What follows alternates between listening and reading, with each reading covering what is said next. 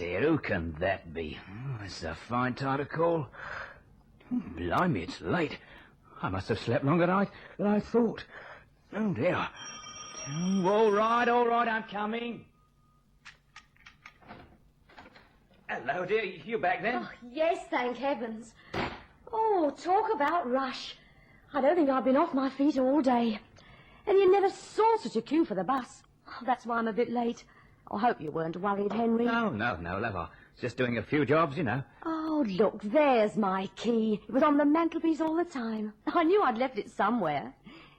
You were a long time answering the doorbell. Yes, I was on top of the steps. What were you doing up there? Oh, cleaning. Well, it needed doing, you know. Oh, how nice.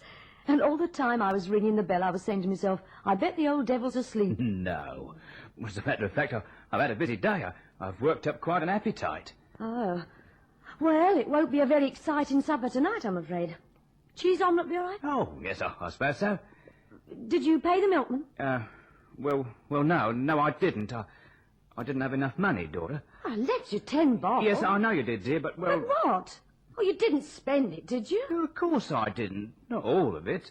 But there was Sam and Charlie down at the local at dinner time, so, well, I had to buy them one, and Why? Do they know you're out of work? No, I don't think so. Well, we didn't talk about it. Oh, why you had to go to the pub at all, I don't know. Well, I thought I might hear of something going. Oh, yes. Well, it happens sometimes, you know. You mix around and you hear something. It's not likely anyone would think you were interested if they didn't know you were out of work. You'd have been better off at home, looking through the wanted ads. Yeah, I looked this morning. Nothing doing. Oh, well, I brought the evening papers. Here you are. You better have a go at them. Dora, I am trying, you know. Oh, yes. Yes, I know, Henry. Well, I'm just out of luck, that's all. Everyone's out of luck at some time or another. I'll have a job soon, you see. Yes, Henry, of course you will. Oh, well, I mustn't stand here all day talking. I'll get your supper ready. Yeah, well, let's see what there is tonight. What did you have for lunch today? Tomato soup and a buttered roll. You ought to have a proper meal. I'll have a proper meal when we can afford it. Where's anything doing? No, same old stuff. You need qualifications for all these.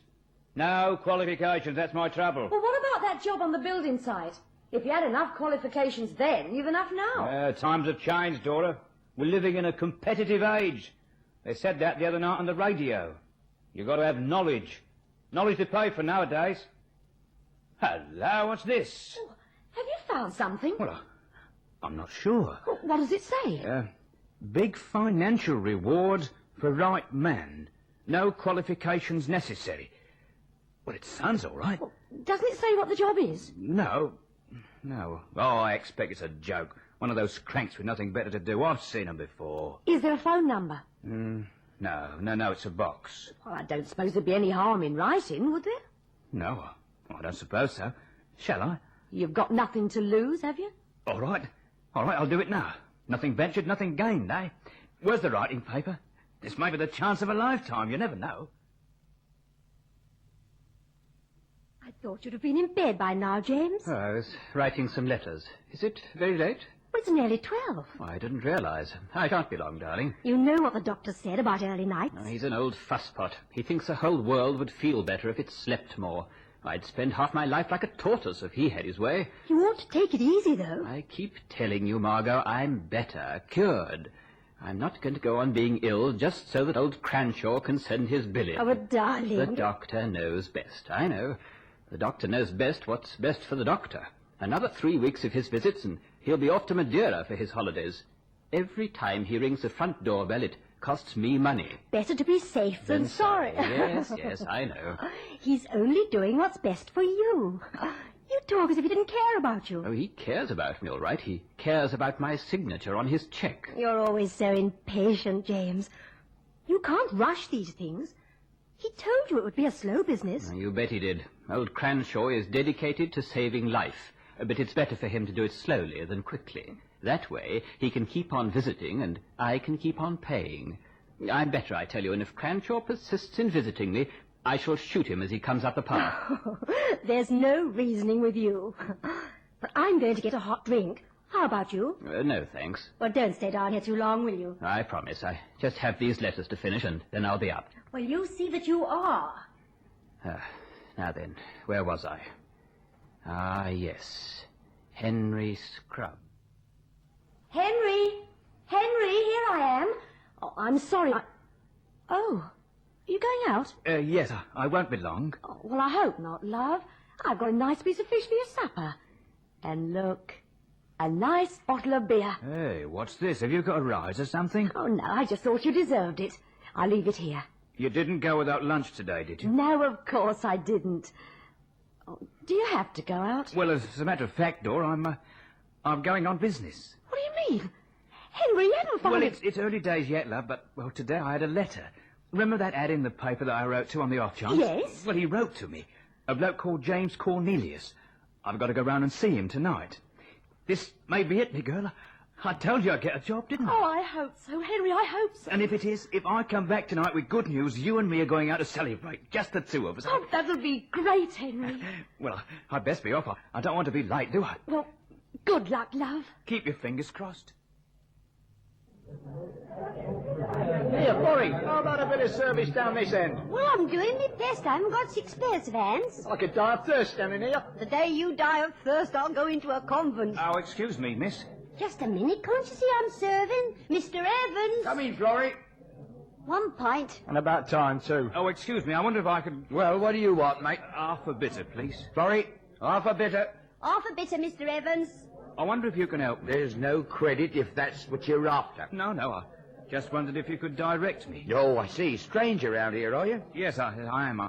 I'm looking for Brookfield Crescent. Do you know it? Brookfield Crescent? Yes, I know it, all right. Half a bitter, Mr. Evans. No, that's for Rockefeller here. Half a bitter, Mr. Rockefeller. 10pence, please. He's asking for Brookfield Crescent. Oh, that's ever so smart. He's thinking of buying a bit of property up there, I shouldn't wonder. First set of traffic lights, turn right. Second set of traffic lights, turn left. Then first left, and you're there. Got it? First set right, second set left. Yeah, thanks. Good night. Here, you haven't finished your drink. He hasn't finished his drink, Mr. Evans. Can I offer you a drink, Mr. Scrubb? Well, a glass of beer would be nice. I'm afraid I'm out of beer. I was going to have a whiskey. Oh, I don't drink whiskey as a rule. Only Christmas and so on, you know. Celebrations and all that. Well, let's say that this is a celebration, then, eh? A special occasion. Oh, well, all right. If you say so, Mr. Cornelius. Do sit down and relax. Thanks. Nice place you got here. Must have cost you a bob or two. Well, let's say that I was one of the more fortunate ones, shall we? Though lately, perhaps not quite so fortunate. Oh? Your whiskey. Oh, thanks. Cheers. Cheers. Are you married, Mr. Scrubb? Yes, my wife's working. No children? No. I see.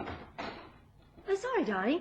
I didn't know you had someone here. You're back early, Margot. Yes, I decided not to stay at Helen's for dinner after all. I didn't expect you until much later.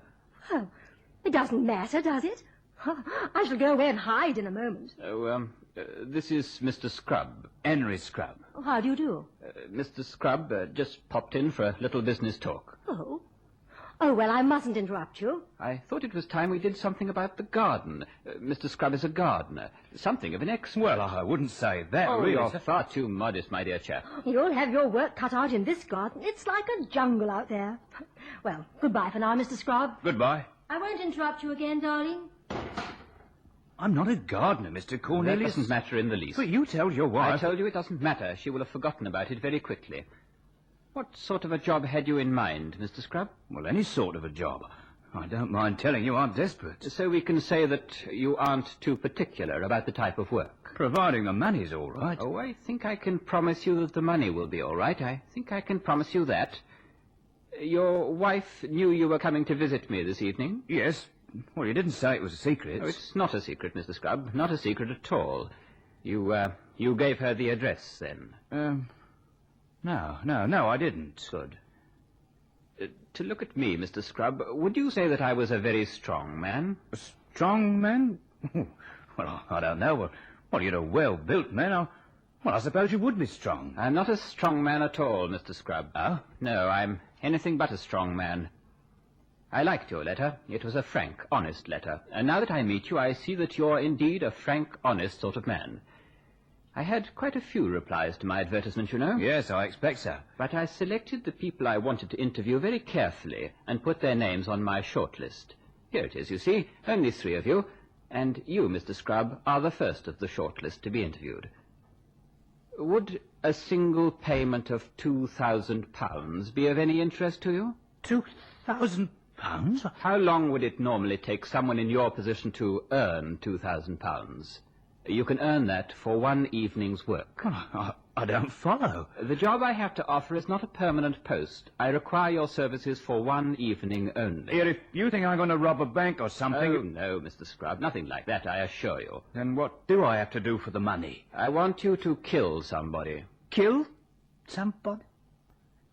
You'd better try the next name on your list. I'm off. But you haven't heard the whole of my proposition. I've heard enough. Look, I may be badly off and all that, but I'm not going to kill anyone. Not even if your victim can be guaranteed not to resist? You're balmy. Look, I'm not a murderer. Here, look, get out of my way, will you? I'm going. Think what you could do with £2,000. Please let me pass. You haven't asked me yet who the proposed victim is. No, and I'm not going to.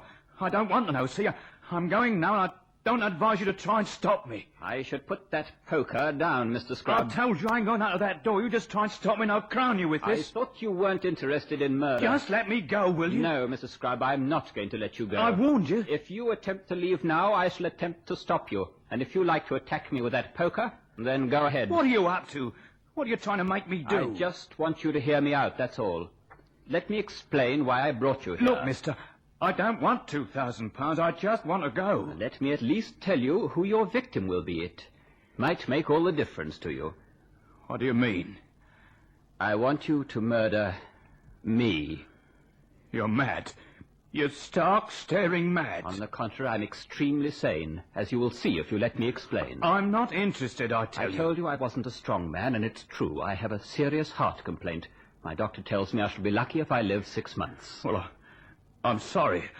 I'm sorry, Mr. Cornelius, but I've got to go. In order to get out of this room, you will have to attack me. And in view of what I've just told you, you may well kill me, and without the £2,000 I have offered you. On the other hand, if you will let me explain, then I give you my word that if your decision is still no, then I shall allow you to walk out of here quite unhindered. I don't seem to have much choice, do I? It may surprise you to know, Mr. Scrubb, that I am not a wealthy man. When I die, I shall leave my wife provided for, but nothing more. That is, if I die from natural causes. Well, I sort of don't understand. I think you will in a moment. You see, the money realized on my death through life insurance will be automatically doubled in the unlikely event of my being murdered. Well, no insurance company would pay out on such a claim. Why not? The odds against the average citizen being murdered must be considerably greater than against his just dying. So you see, Mr. Scrubb, you will be helping my wife by doing what I ask. Well, what do you say? I won't do it. I'm not a murderer. I couldn't kill anyone. I couldn't. Not even to please the victim. Goodbye, Mr. Cornelius. Very well. If that really is your decision, you're quite free to go. Mr. Scrubb. Well? Here is my card. That's the telephone number, in case you change your mind. No, take it, please. After all, £2,000 is a very large sum of money. Don't you agree? That'll be 1 and 6, please, sir. Well, hello, look who's here. I say, Mr. Evans, look who's here. It's that Mr. Rockefeller again. Come to finish his beer, I shouldn't wonder. You find Brookfield Crescent all right, then? Yes, thanks, I found it. You didn't stay long. Were they expecting you after all? Oh, Mr. Evans. What'll it be, then? A whiskey, please. Whiskey, eh? Well. What have you been doing up there? Pinching the silver? 1 whiskey, Florrie. 1 whiskey, Mr. Evans. You look as though you could do with it too, mate. You feeling all right? Yes, I'm fine. 1 whiskey, Mr. Rockefeller. That'll be 2 bob. Thanks. Here. Are you feeling all right? You look quite pale. I'm all right, I tell you. Well, there's no need to snap. I only asked. Oh, I'm sorry. He quite snapped at me, Mr. Evans. Who did? The funny little chap. Ever see him around here before? No, I don't think so. Well, we're not likely to forget him in a hurry, are we? Oh, he's going already. He never seems to stay long, does he? I think he's coming back for another. I wonder if you could tell me where the nearest phone box is. Oh, you can use the one in here in the bar, if you like. Well, I think that would be a bit noisy, wouldn't it? Well, it's very kind of you and all that. All right, outside to your right, you'll find a kiosk on the corner. Oh, thank you. That would be better. Good night. Good night. Funny little chap. Seems in a bit of a state about something. Wonder what he's up to. Henry, where have you been? I I thought you were never coming. Well, it's not very late, is it? Well, it's 10:30. Whatever took you so long? Well, it was quite a long way, and, well, you know, I had to wait for a bus. You weren't worried, were you? You know me, love. I get so anxious. Was it no good, Henry? No. Oh, well, better luck next time, eh? What sort of a job was it? What kind of a job? Oh, well, it was nothing. Sort of gardening job. Well, that would have been all right. No. He wanted an expert, like I said. You've got to be qualified, see? Pity he didn't say what it was in his ad. Would have saved you the bus fare. Yeah. How long were you with him? Oh, I don't know. Well, about half an hour, I suppose. Whatever for? If you were no good for the job, why didn't he say so and let you go? I don't know, Dora. Look, why do we have to keep on about it? I haven't got the job, and that's that. I bet you went into a pub. I didn't need to. He gave me a drink when I was there. Gave you a drink? Yeah, well, we talked. Henry, are you telling me the truth? Sergeant Meadows speaking. What? Oh, just a minute. What name? Yes. And the address? Right. Don't touch anything. I'll have someone over right away. What was that, Sergeant? About a Mr. James Cornelius, sir. I know that name. He's head of some big paint firm, isn't he? Not anymore, sir. That was his wife. He's been found dead. It looks like murder. Mrs. Cornelius, about what time was it when you discovered your husband? I think it would be about 10 o'clock. I'd had a bath and was going to bed early. I came down first to see if there was anything he wanted. Go on, please. Well, I came in through that door. I didn't see him at first. He was lying on the floor near the desk. In the position in which we found him? Yes. You didn't move him at all? Oh, no. I could tell that he was dead. And then you telephoned the police? Yes, that's right. When you went up for your bath, Mrs. Cornelius, what was your husband doing? I mean, was he working or what? He was reading, I think. I see. You called in here, then, on your way up to the bath? Yes. What time would that be? Oh, I don't know. Well, the bath would take you how long? Possibly half an hour or so. So if you came down from your bath about 10 o'clock, then it would have been about 9:30 when you looked in on your way up. Would that be correct? Oh, yes. Oh, yes, I suppose it would. Mr. Cornelius, I take it, was alone at that time? Yes. Yes, he was. What is it, madam? You looked as if you'd thought of something. I don't suppose it's at all important. Let me be the judge of that, please, madam. You never know what may be important. Just tell me anything you remember. Well, it was just that my husband did have a visitor earlier in the evening. A friend? Well, no, it was a business acquaintance. Something to do with the garden, my husband said. Had you ever seen him before? No, he was a strange little man. In what way strange? Oh, I don't know, really. I was just surprised to see him, I suppose. When was it, then, that you met him? Well, when I came in from visiting a friend earlier in the evening. They were in here talking. But when he went for your bath, this visitor had gone. Oh, yes. I heard him leave. I see. Could you tell me this gentleman's name? I don't know if I can remember it. My husband did introduce us. It was an unusual name. At least the surname was unusual. Try to remember if you can, Mrs. Cornelius. We like to follow up every lead. Scrub. That was it. Henry Scrub. I remember him repeating the name as he stood up to meet me. I see. Henry Scrub. Henry, wake up. What is it? You've been in here all night. Oh, have I? I must have fallen asleep in the chair. What time is it? It's just after 8:30. I'll have to dash or I'll be late for work. Well, you better have some breakfast. Oh, it doesn't matter. I'll have a coffee when I get to work. Are you sure? Yes, I'll be all right. Well, so you get a good meal at lunchtime, then? Oh, our bell at this time of the morning. I wonder who that can be. Oh, I should let it ring. We don't want anyone coming in here at this time. Oh, no, I'd better go and see who it is. It might be important. Well, you said yourself you'd have to dash. No, it won't take a second. Mrs. Scrub? Yes? I wonder if I could have a word with your husband. Now? Yes, it's important. Well, I suppose you better come in then. Funny time to call, though. Yes, I know. Now, I'm sorry to trouble you, but it is rather urgent, and I wanted to catch your husband before he left for work. I haven't got no work. Oh, I'm sorry. I'm a police officer. Here. Hey, what do you want with us? I'm coming to that, Mrs. Scrub. Do you mind if I ask you a few questions, sir? What's all this about? I haven't done anything wrong. I didn't say you had, sir. Just a few routine inquiries, that's all. Do you know a man called James Cornelius? No. No, I don't. Didn't you visit him last night? No, I told you I've never heard of him. Mr. Scrubb, we know you visited Mr. Cornelius last night. His wife gave us your name. She said she came in when you and her husband were talking. So, you see, there's no point in denying it. All right. All right, suppose I was there. There's nothing wrong in that, is there? I was after a job. Mr. Cornelius is dead. He was murdered last night. Murdered? Yes, Mr. Scrubb. Murdered. Well, what's that got to do with me? I went about a job, that's all. What's it got to do with me? We're only trying to establish times, that's all. We thought you might be able to help. Could you tell me what time it was that you visited Mr. Cornelius? Well, it was about 8 o'clock. 8 o'clock when you arrived? Well, yeah, about 8. And when you left? Oh, I didn't notice. Well, did you have a long talk, or was the interview over quickly? Well, we talked sort of quite a bit. About half an hour, I suppose. So you left round about 8:30? Oh, I suppose so, yes. And Mr. Cornelius was alive then? Yes, of course he was. What are you trying to say? What kind of a job was it Mr. Cornelius had to offer? Sort of a gardening job. Did Mr. Cornelius offer you the job? No, he didn't think I was suitable. How did you get in touch with Mr. Cornelius in the first place? There was an advertisement in the evening paper. Well, why did you apply for a gardening job when you knew you weren't enough of an expert? Well, the advertisement didn't say what a job was, just said there was good money. I see. What did you do, sir, after you left Mr. Cornelius's house? Well, I walked down to the main road to get a bus. Did you stop anywhere? No, I don't think so. There's nobody you spoke to on the way to the bus who might be able to help us about the time. Well, I did go into a pub for a drink. I was feeling a bit shaky. Shaky, Mr. Scrubb?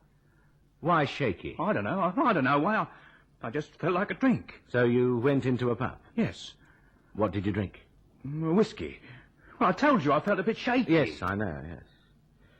Do you remember the name of the pub? Well, it was the Fox and Geese, I think. It's quite near Mr. Cornelius's house. I expect we'll be able to find it. How long does it take to get from here to where Mr. Cornelius lived? Well, about an hour. Well, a bit less, perhaps. Depends on the buses. So getting there at 8, you left here about 7ish. Well, yeah, that's right. Mrs. Scrubb, what time did your husband get back last night? Well, about 10:30, I think. So if you left Mr. Cornelius's house at 8:30, as you said, it took you twice as long to get home as it did to get there. Well, I told you I went into a pub. For a whole hour? That's all right, Mr. Scrubb. We'll check with the publican. I think that'll be all for now, sir, and, well, thank you for being so cooperative. A good day, Mrs. Scrubb. It's all right. I'll let myself out. Henry, you never told me he was dead. Well, I didn't know. He was all right when I left him. I swear he was. You believe me, don't you? Of course I believe you, Henry. That inspector thinks I did it. No, he doesn't. He's only trying to get the facts, that's all. Look, you best get off to work. You'll be late. I'll stay at home if you'd rather. No, it's all right. You better go. All right, love. Why don't you cook that fish for your lunch? It's all ready. Yeah, all right. I'll see to it. Henry, Yes? why did it take you 2 hours to get home? You finished those glasses yet, Florrie? Not yet, Mr. Evans. Better go move on then. It'll be opening time soon. Yes, Mr. Evans. And we could do with some more crisps. Good morning. Are you the landlord? I am, and I don't serve out of hours. Well, I'm very glad to hear it. I'm a police officer. Yeah. Well, all right, Florrie. You run along. Yes, Mr. Evans. What's it all about? We've had no trouble here. I only want some information. Do you happen to remember a little fellow coming in here last night about 8:30, or about 5 feet 8, a bit down at heel, but drinking whiskey? Funny you should mention that. There was a little bloke like that in here. Came in a couple of times.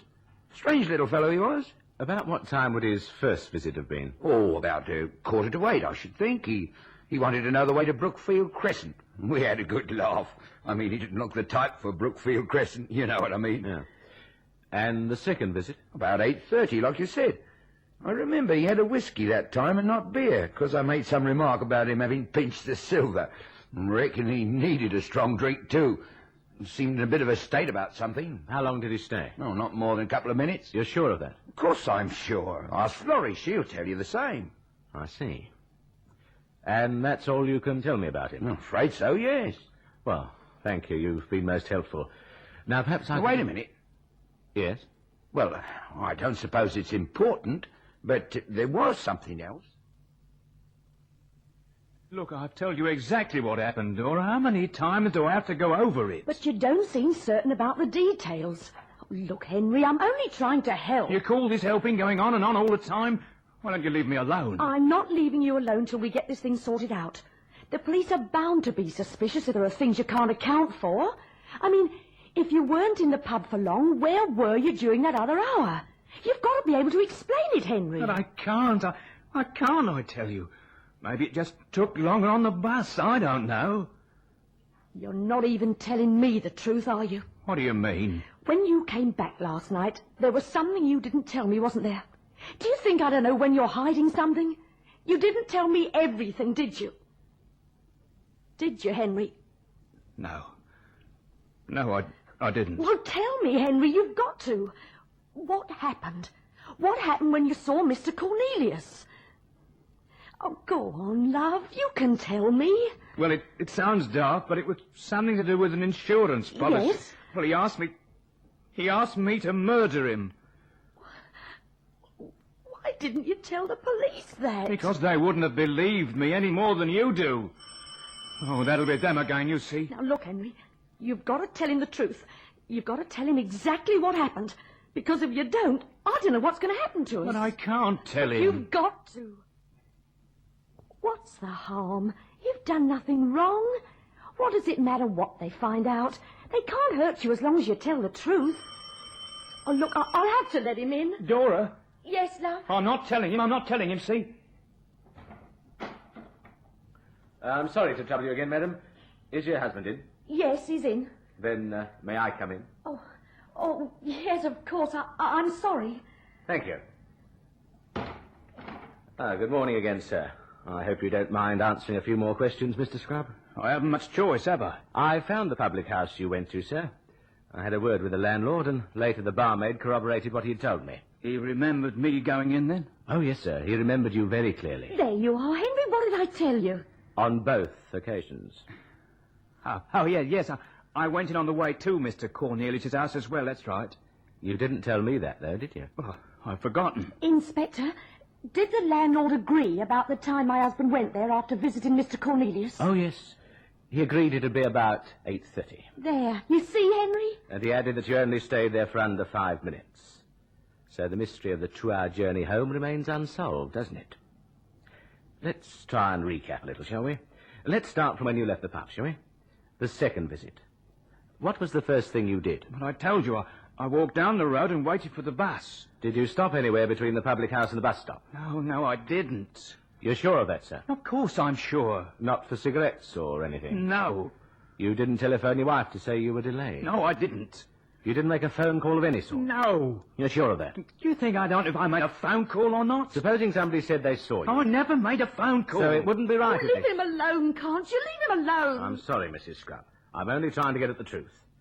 And I can't when it's clouded with little lapses of memory. Why don't you tell me the truth, sir? It'll help us all, you know.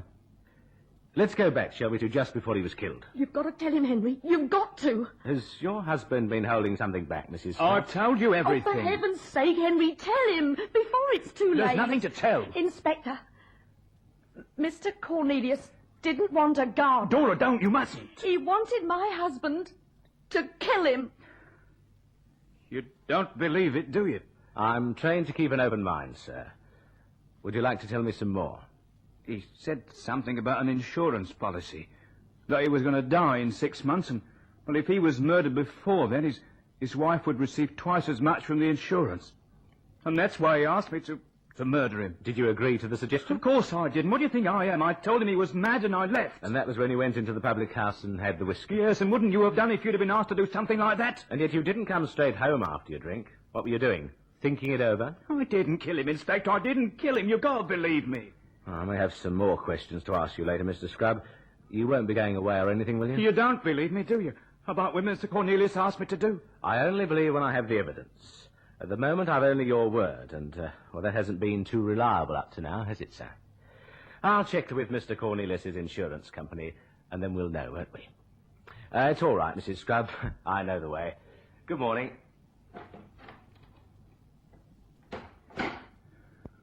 Well, I hope you're satisfied. Now you see where you've landed me. The truth didn't help much, did it? Well, you must admit, it does sound a bit unlikely, doesn't But it? it's what happened. Oh, Dora, surely you believe me. I only said it sounded unlikely, that's all. I'll get you something to eat. It's getting late. Dora, Yes, love? supposing they never believe me, what'll happen? Will they arrest me? They're not going to arrest you because you tell a couple of lies. They might think I was hiding something. But they'd have to have proof, Henry. They'd have to prove that you were there at the time of the murder and all that. And you weren't there, so you'd nothing to worry about. No, I suppose not. You didn't try to phone me, did you, Henry?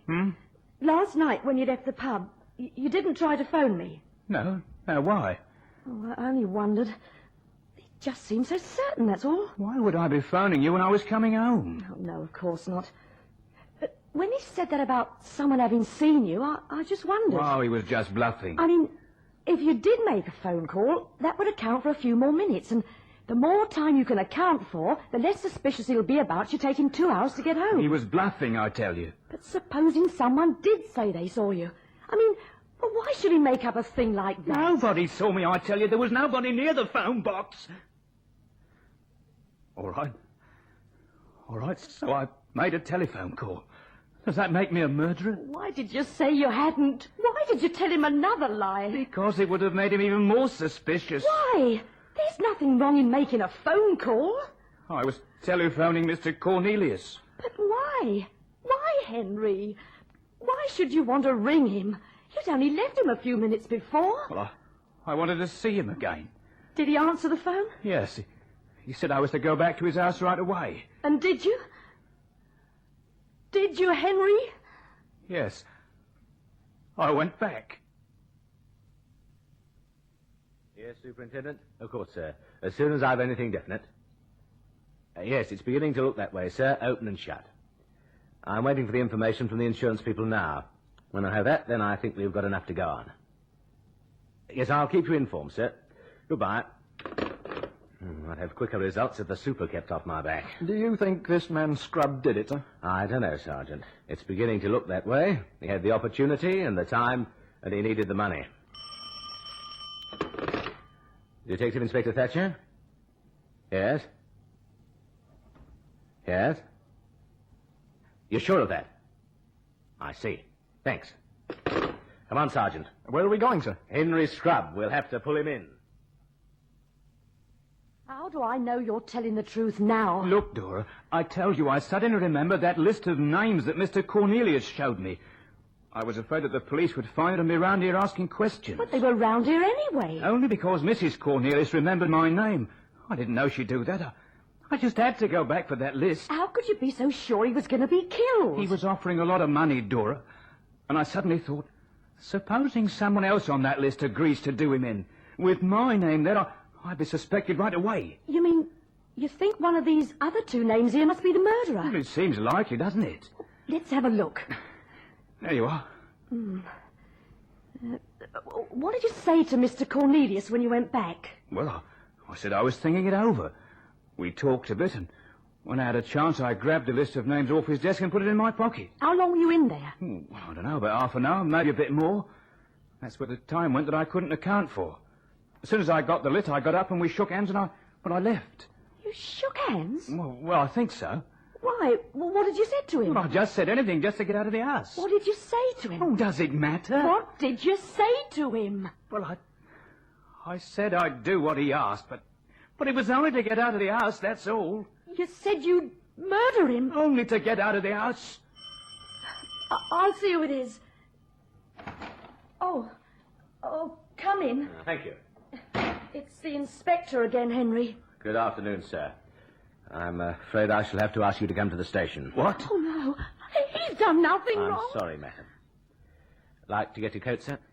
Does this mean that you're arresting me? No, sir. Simply asking you to come to the station for questioning. But haven't you asked him enough questions already?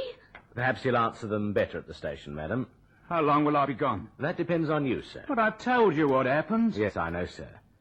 But it wasn't true, was it? What do you mean?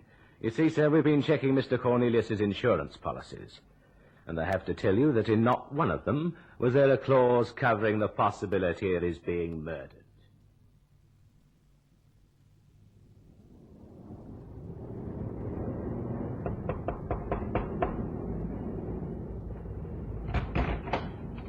Well, what do you want? Oh, I'm sorry to trouble you. I was looking for number 24. Well, you found it. Oh, this is the right number, then. That's what it says on the door. Who do you want? Oh, Mr. Ferrance. What do you want with him? Well, I wanted to ask him some questions. Oh, you one of them Jehovah's Witnesses? Oh, no, nothing like that. Does he live here? Sometimes. You mean he's... I mean he's a sailor. Oh, I wonder if I could speak to him.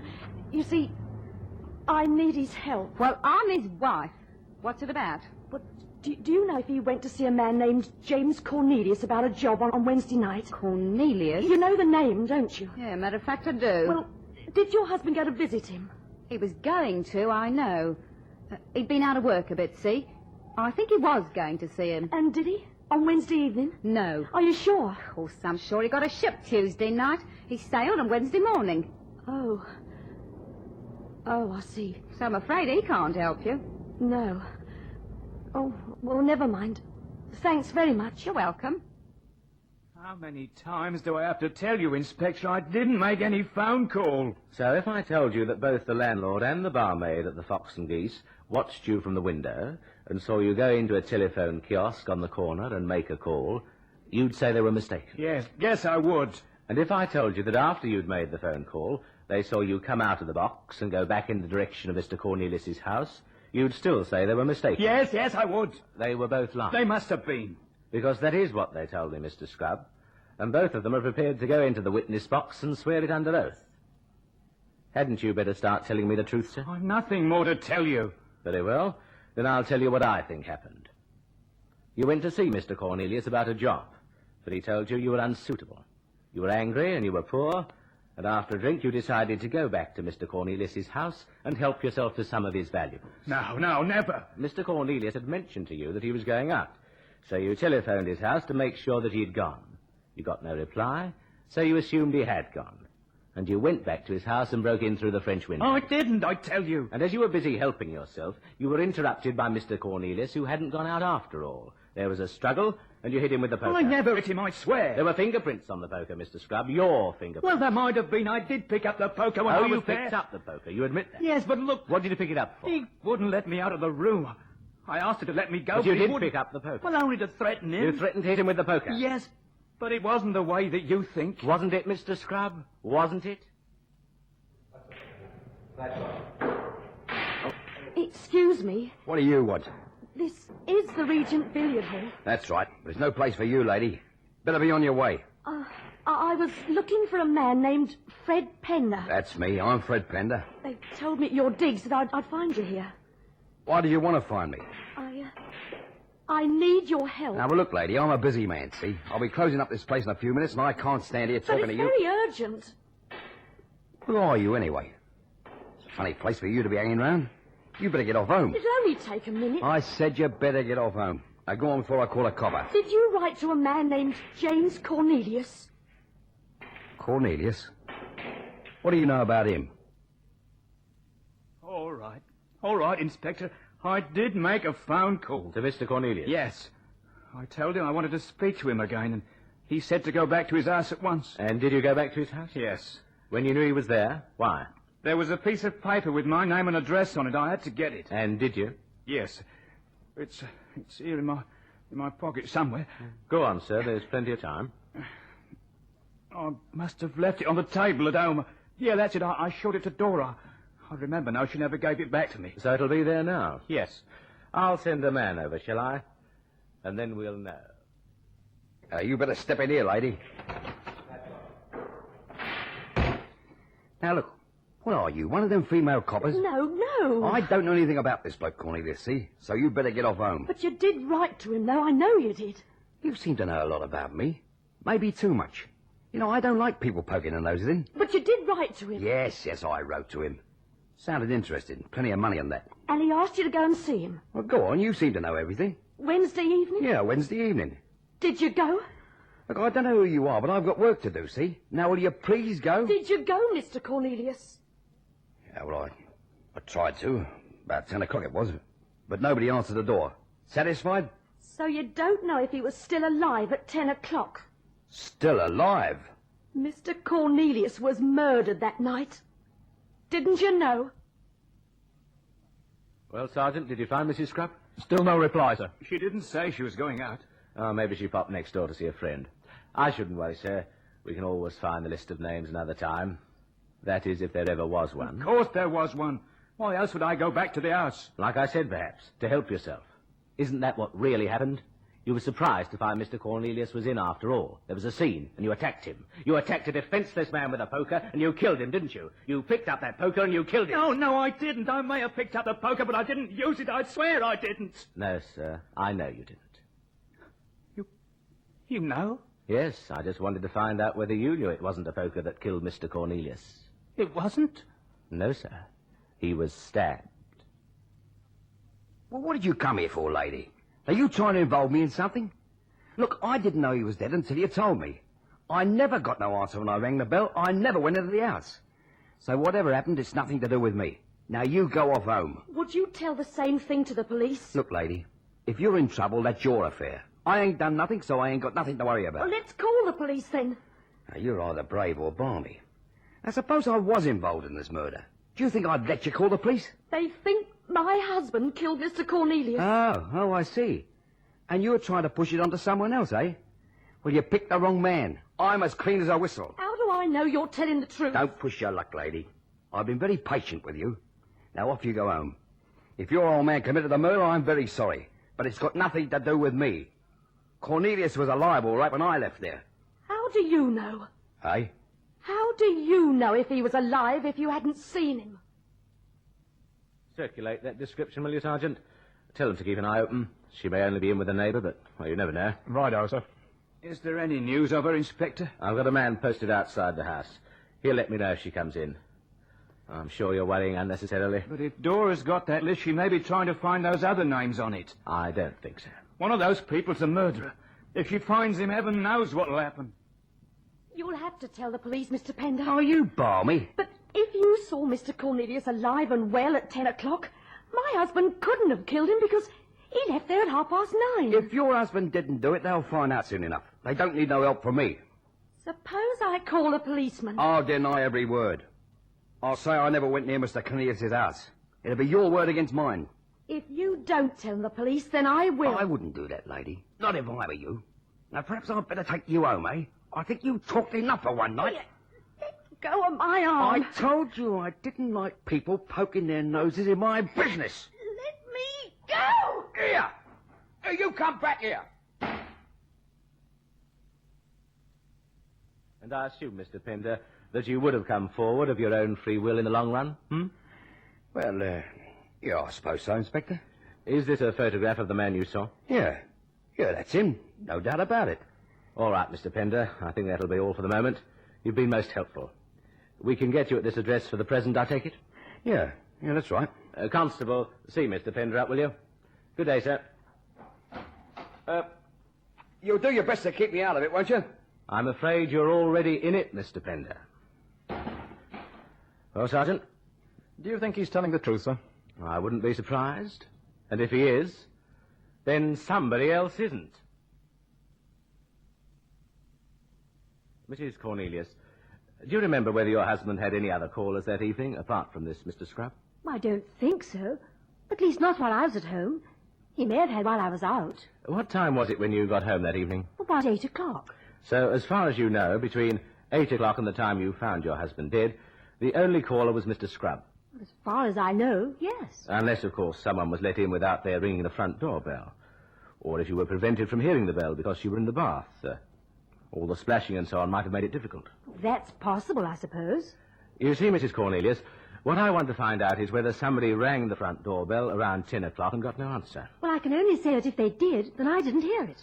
As I remember it, you said you went for your bath about 9:30. Would that be correct? I think so, yes. And at that time, your husband was alone in here? Yes. I looked in on my way to the bar. He was alone. Had you heard Mr. Scrubb leave? Oh, yes, I had. About 8:30. Now, between 8:30 and the time you went for your bath, you didn't hear your husband letting anyone in at the front door. No. So if, for the sake of argument, Mr. Scrubb returned here about 10 to 9, he must have come in another way. Why should he have come back? Mr. Scrubb says your husband wanted to be murdered. What? He says your husband offered him a large sum of money to do it. But that's just ridiculous. Not the sort of thing your husband would have said, even as a joke. Most definitely not. Was he a very even-tempered man, your husband? Oh, reasonably so, yes. Not given to going off into rages? No. What a funny question to ask. I'm sorry, but it all helps to make up the complete picture. How ill was he? He was getting better. He'd had a nervous disorder, but he was over it. Though, of course, he still had to take it easy, not do too much. You wouldn't say that he was dying? Oh, no. No. Mrs. Cornelius, how well did you get on with your husband? Really? Inspector, How did you get on with him? I loved him. I loved him more than anything in the world. Now, please, haven't we had enough questions? After your bath, when you came down here about 10 o'clock... Do I have to tell you all that again? He was I still told you. alive, wasn't he? I don't know what you mean. Your husband was still alive when you came down from your bath. You were wearing a blue housecoat. He was in his shirt sleeves just as we found him. But he was alive. I don't understand what you're getting at, Inspector. I told you how I found him. It wasn't true, though, was it? I know it wasn't. You see, what you don't know, Mrs. Cornelius, is that night at about 10 o'clock, there was a man outside those French windows. What man? A man named Fred Pender. He had an appointment that night to see your husband, but he got no answer when he rang the bell. So he went round the back of the house to see if anyone was in. And there he saw you. Mr. Cornelius was shouting, wasn't he? Getting rather violent. And you were trying to restrain him. Do you want me to go on? It was an accident. I swear it was an accident. It was you who killed him, wasn't it? Wasn't it, Mrs. Cornelius? Yes. Yes. Yes. I suppose he was ill in a way. Mentally ill, I mean. He was always imagining things. Often he'd say to me that he thought he was going to die, or that people were plotting to kill him. He seemed to enjoy the idea of being involved in dramatic situations. So everything he said to Mr. Scrubb that evening was because of his state of mind, with no foundation in fact at all. Oh, yes. He often used to do things like that. And then sometimes he'd go off into uncontrollable rages. But they never lasted long. And then he'd be perfectly normal again. Sweet and kind. What happened then, Mrs. Cornelius, when you came down from your bath? I made some remark about the visitor he'd had, Mr. Scrubb. It was something perfectly harmless, but he misunderstood. He went into a rage, said I was interfering in his life, that I didn't love him, that all I wanted was his money. I tried to calm him down, but it was no good. What happened then, Mrs. Cornelius? Suddenly, he picked up the paper knife from the desk and rushed at me. I struggled with him. He must have tripped or something, because suddenly he was on the floor. And there was blood. And I didn't know what to do. Why didn't you tell us this at once? I suppose I was afraid.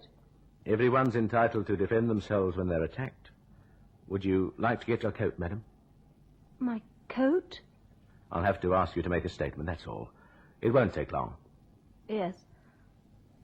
Yes, of course. I'll go and get it.